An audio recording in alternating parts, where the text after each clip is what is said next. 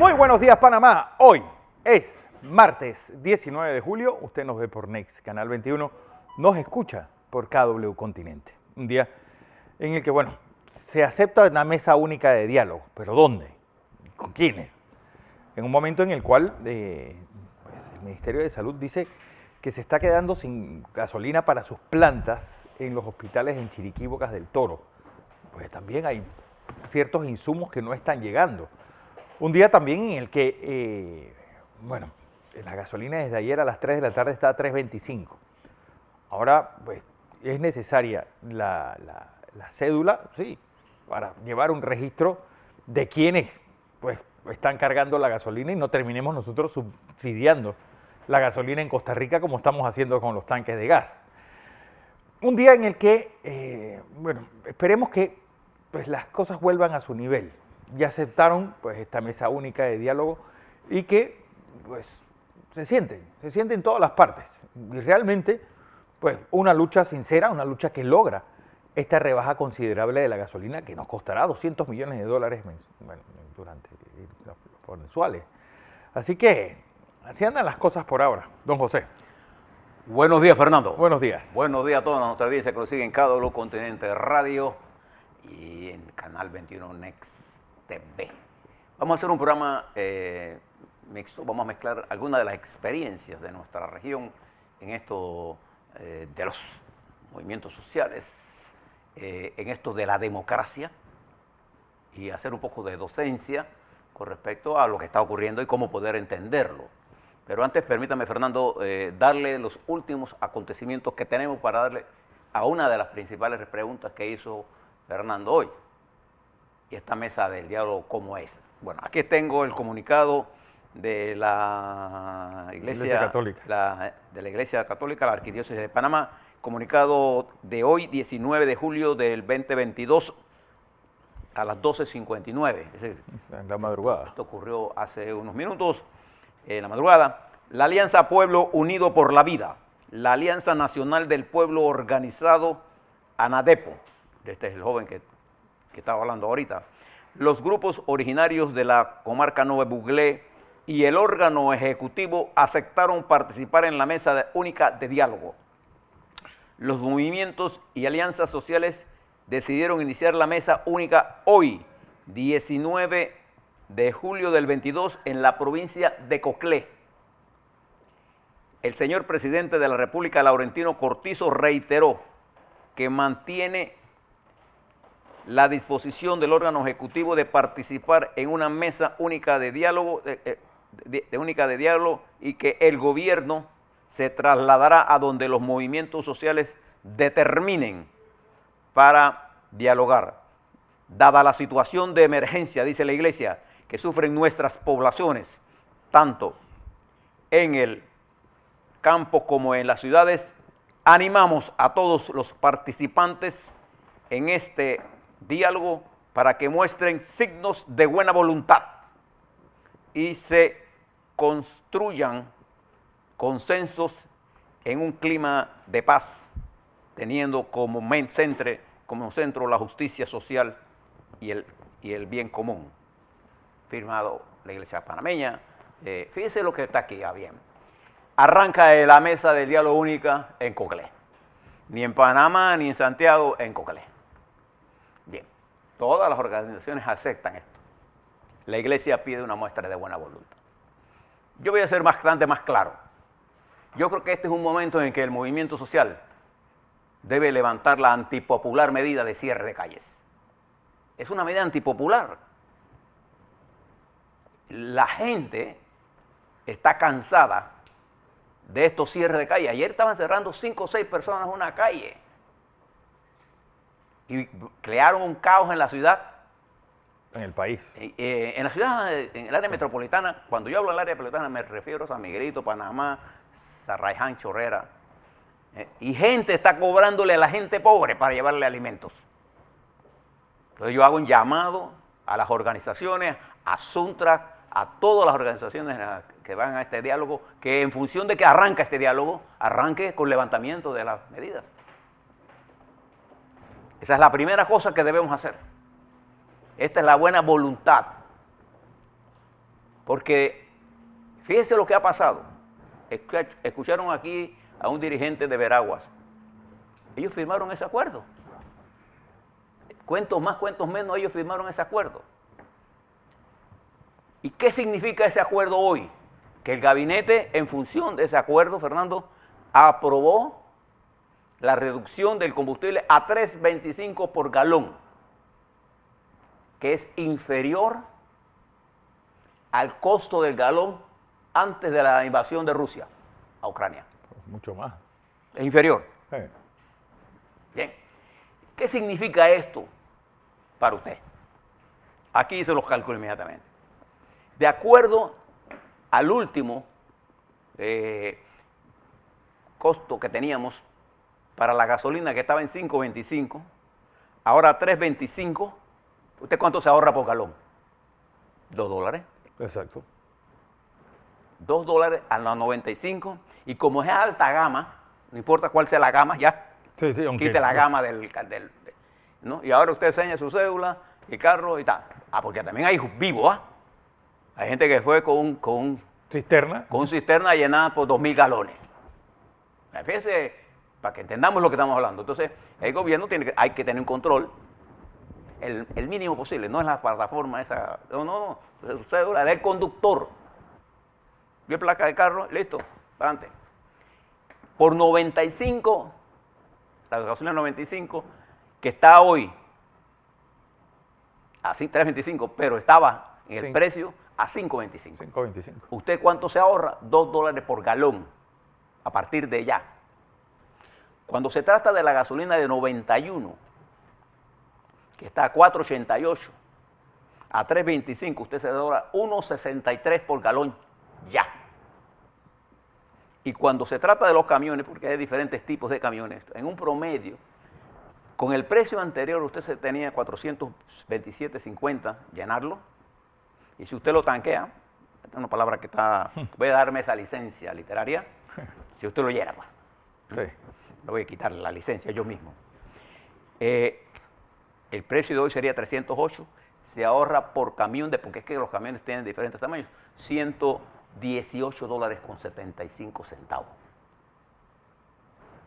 ¿Cuánto cuesta esto?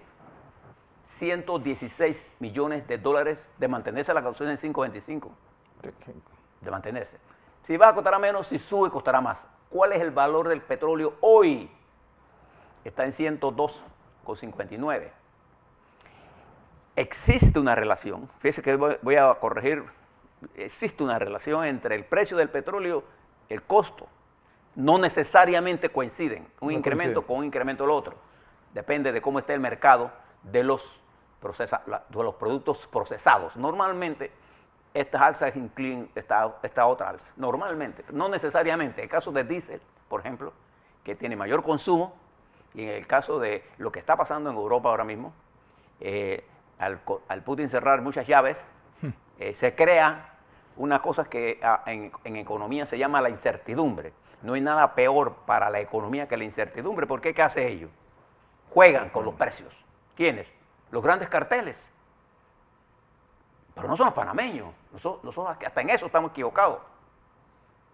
Cuando hablamos de la medicina, nosotros hablamos de las farmacias pequeñas. ¿Qué cartel es la farmacia pequeña?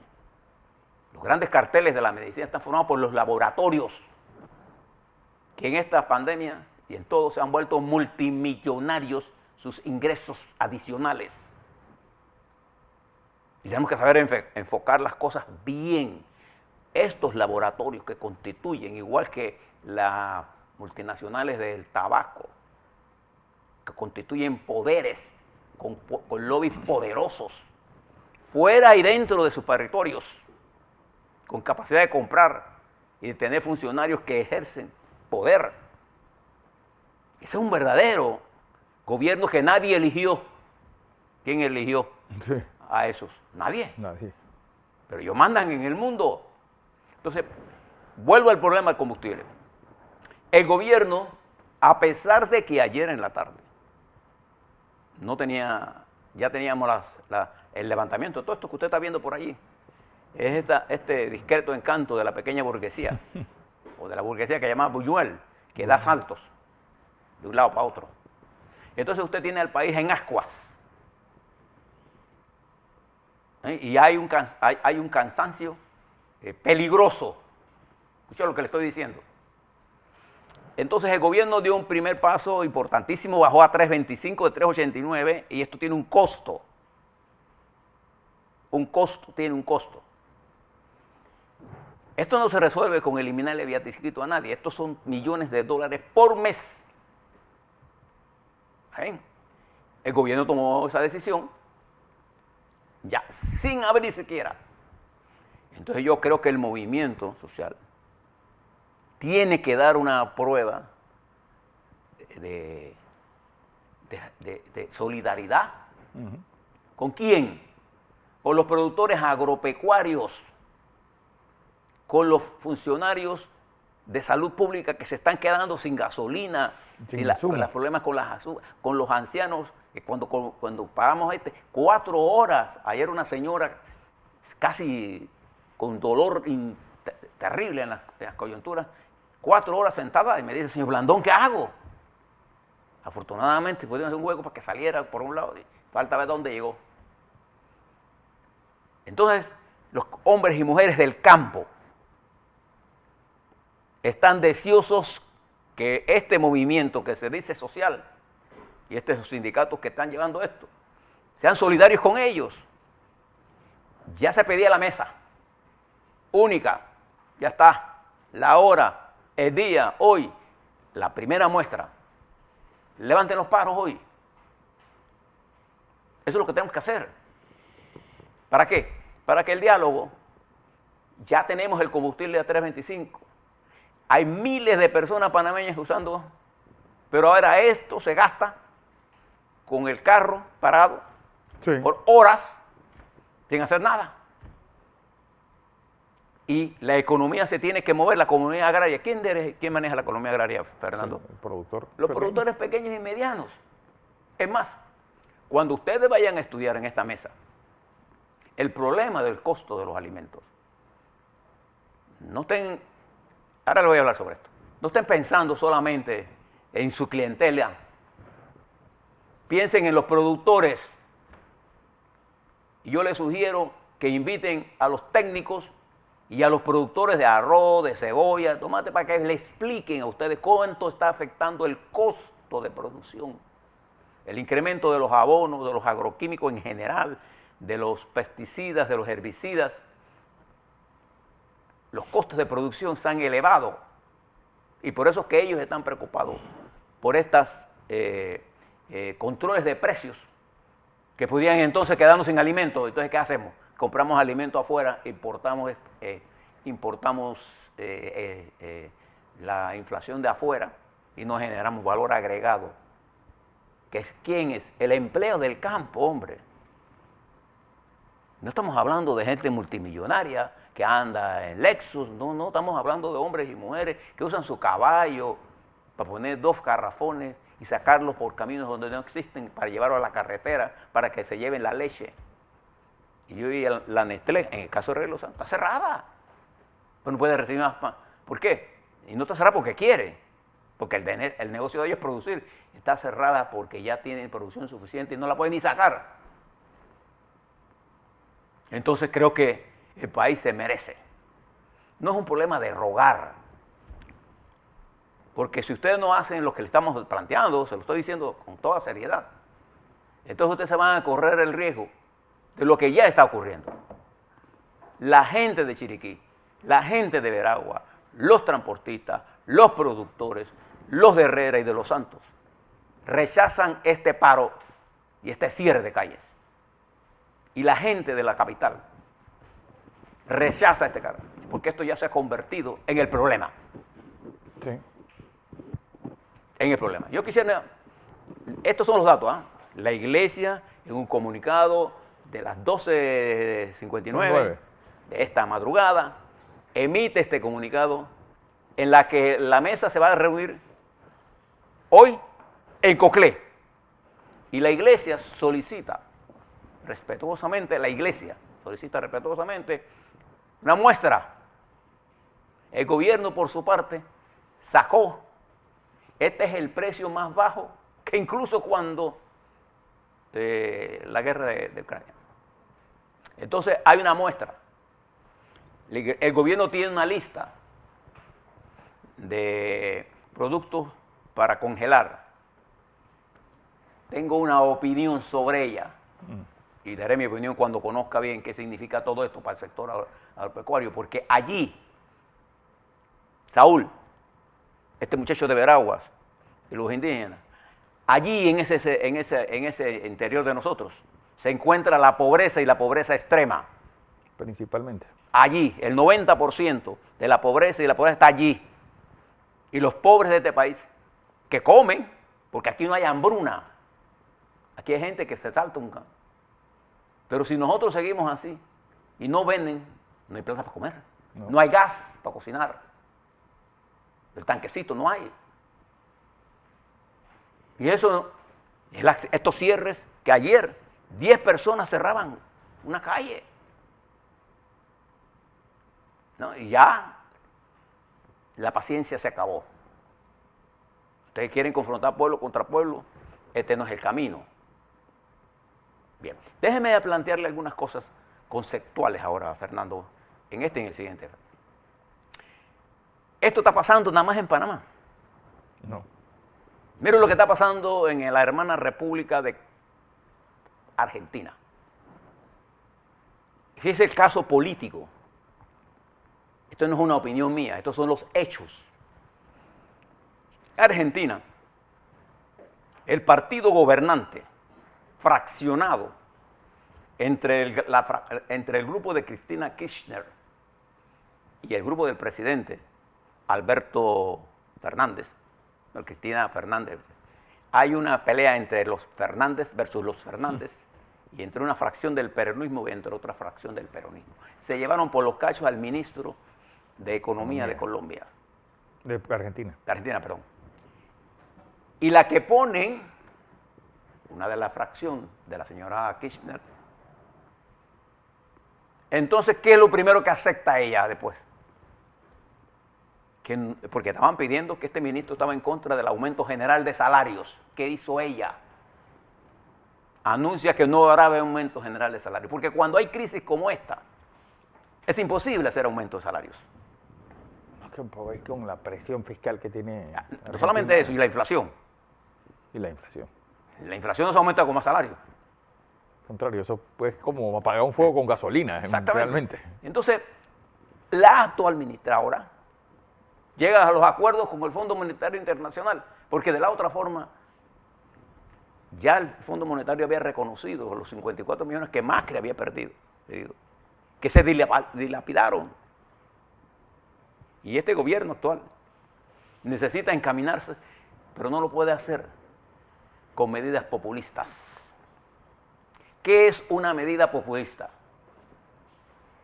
Una cosa es tener un concepto social para apoyar con programas directos a los pobres, como la educación, como la salud, como el empleo. Y una cosa es pretender que con los congelamientos de precios nosotros vamos a resolver el problema de la economía. Por ahí hay muchachos jóvenes economistas echándole fuego a esto. Por ahí estaba viendo los tweets de Felipe Chatman. Uno tiene que estar definido en esto, Felipe. Porque aquí en Panamá lo que se está discutiendo, igual que en Argentina, es el destino de la democracia. No es si usted está a favor o no del señor presidente Cortizo. No, es el destino de la democracia. Y solo hay una forma de construir la democracia, con más democracia. Y no es democrático que un pequeño grupo obligue y cierre, como lo está pasando en Argentina, carreteras en contra de una gran mayoría. Hoy, la gente afectada por los cierres es mayoría que la gente que está protestando, ¿o no? Sí. Entonces, esto es una realidad. Esto está ocurriendo en Argentina. La situación financiera de Argentina y la pobreza de Argentina es inmensamente superior a lo que tenemos nosotros en Panamá. 52% de pobres. Y la inflación va a llegar a terminar el año en 70 y algo si es que no la sobrepasa. Si es que no la sobrepasa. Y si usted se traslada a Chile, todos esos movimientos que produjeron este cambio político, ahora este cambio político ha tenido que recurrir al uso de la fuerza militar, y vaya que en Chile hay militares. En Argentina. Argentina, perdón, en Chile, no en Chile. En Chile, bueno, en Chile también.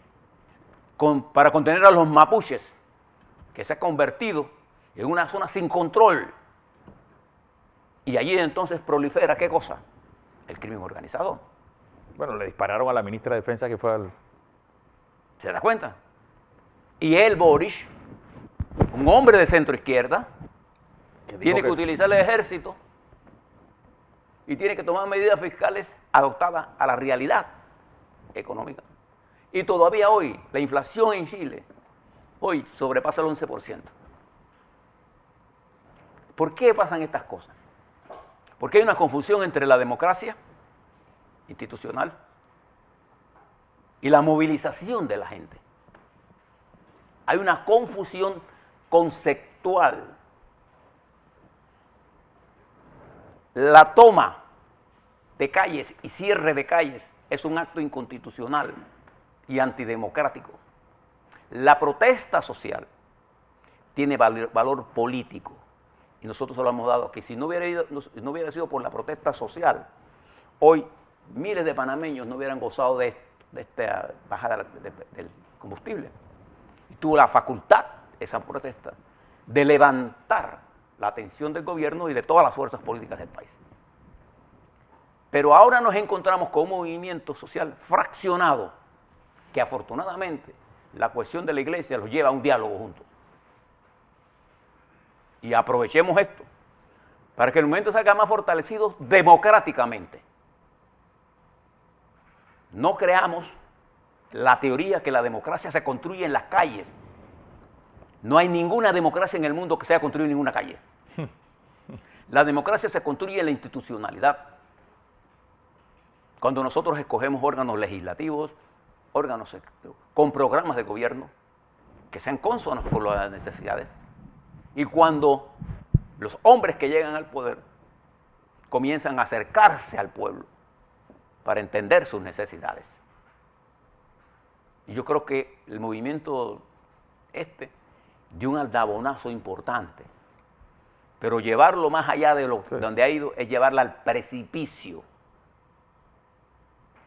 Fíjese ahora lo que pasa en Ecuador. Esto no es nuevo. El presidente Correa, por 2 periodos de populismo, dejó el país altamente endeudado y con un nivel de ineficiencia en el manejo del asunto político increíble. Y llega Lenín Moreno y quiere pasar al otro extremo y genera el lawfare contra el movimiento de Correa y se produce una persecución política. Usted recordará todo lo que ha pasado. Y entonces se fragmentó la sociedad. Y el resultado de ello, ¿cuál es? Llega Guillermo Lasso, un hombre con mayor capacidad, un hombre de derecha. Hombre, la derecha tiene conceptos democráticos. Y él tenía un proyecto para levantar todo esto. Pero mientras estaba ocurriendo este gobierno del señor Correa y este gobierno de Lenín Moreno, Ecuador fue tomado por el narcotráfico. Y hay provincias enteras del Ecuador dominadas por el crimen organizado. Y entonces cuando él va a presentar su programa, la asamblea que él no controla, rechaza. Y se dio una movilización de 16 días, 6 muertos, centenares de heridos, presos. La economía cayó. Y la estimación de la economía ecuatoriana está en los peores momentos, a pesar de que Ecuador produce petróleo. Nosotros, en la República de Panamá, no producimos petróleo, importamos productos procesados, pero tenemos un sistema logístico que encaja con el mundo y todo lo que está ocurriendo. Nosotros tenemos una capacidad de recomponernos. Pero esa recomposición de Panamá no pasa por la eliminación del modelo económico panameño. ¿Para construir qué cosa? ¿Para construir el socialismo? ¿Para construir un régimen autocrático? Fíjense la diferencia. Vladimir Putin es un régimen democrático. No. Usted no ve en Rusia manifestaciones. ¿Sabes por qué no la ve? Porque los matan. Bueno, la pobre periodista por sacar el cartel ese, mira dónde O está. porque los ponen presos. O en Nicaragua. Usted lo ve en Cuba. El 11 de julio del año pasado, este año se cumplió, este día se cumplió un año. ¿Qué le pasó a los manifestantes en Cuba que estaban pidiendo lo mismo que están pidiendo los de aquí? Los masacraron, los llevaron presos. Jóvenes, con 24 años presos. ¿Qué pasó en Nicaragua, en Venezuela? Entonces, yo no apuesto a esas dictaduras. ¿Qué dijo Vladimir Putin ayer? Que todas las sanciones contra Rusia constituyen un problema colosal, casi insoluble para él. Pero ¿cuánto se gasta Putin en su protección personal? Mientras el pueblo ruso moría por falta de atención médica para sus dolencias de la COVID, Putin se gastaba 57 millones de dólares para protegerlo a él. El que lo quería ver tenía que pasar 15 días en cuarentena, hacerse 5 hisopados, y había pruebas hasta de las heces para poder hablar con el señor este, que se mueve de palacios en palacios y que ahora lleva una guerra de exterminio. Y yo no quiero eso para mi país. Ni quiero regímenes dictatoriales. Nosotros necesitamos democracia y una mayor participación del movimiento social, sí. Pero ese movimiento social también se tiene que democratizar. El problema es que el movimiento social nuestro ahora mismo tiene un problema de fragmentación. A pesar de la fragmentación, jugó un papel importante en crear una nueva coyuntura. Y hay quienes se equivocan creyendo que pueden pescar en río revuelto. Sí. Que este es el momento de llevarnos al presidente Cortizo. Y en forma permanente.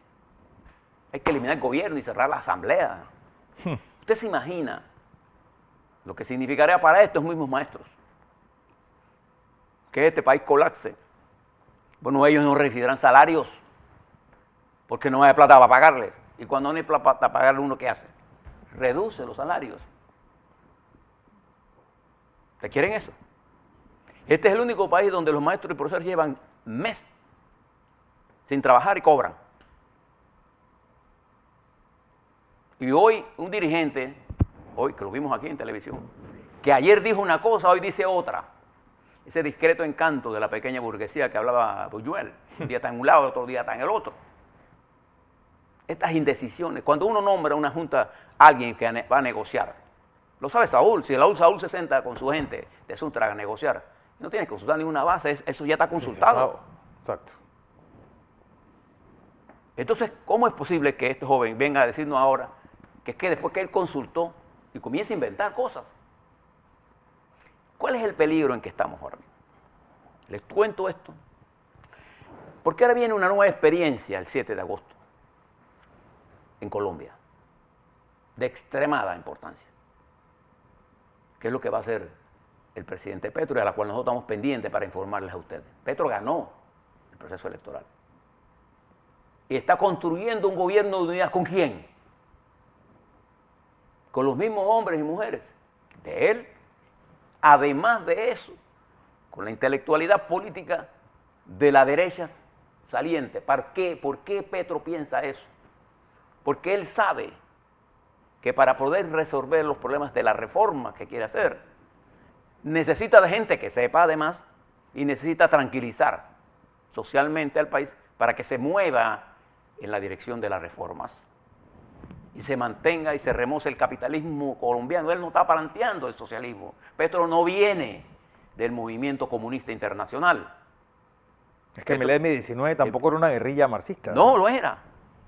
Pero él levantó los miedos de la élite colombiana que nunca entendió el papel de los muchachos y muchachas. Pero yo le digo a los maestros y profesores, ¿de quién es el futuro? ¿De ustedes? ¿O de los estudiantes de ustedes? Ustedes no creen estimados televidentes, que es un crimen. Crimen. No tiene, que nuestros muchachos de las escuelas públicas no estén en las escuelas. No están dando clases. No están dando clases. Y los maestros y los muchachos de la escuela privada están dando. Fíjense qué contradicción. Los maestros y profesores nuestros reciben salarios más altos de los de América Latina. Sáquelo para que usted vea. Entonces, tenemos que hablar con la verdad.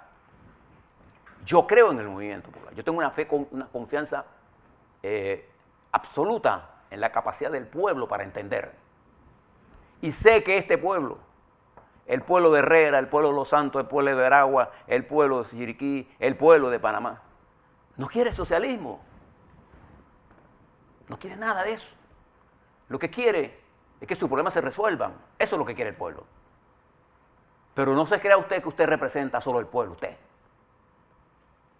Las grandes transformaciones de este país, mis queridos amigos televidentes, la ha hecho la clase media panameña.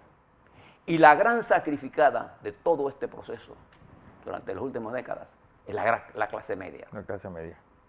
Que es la que carga los impuestos. Que es la que carga el peso. Esta es la primera medida que se toma en la que se beneficia también la clase media. A la vuelta, Fernando, le quiero hablar sobre otros temas de Panamá, para hacer un resumen ahora de lo que tenemos. Exacto. ¿Y qué esperamos? Así es.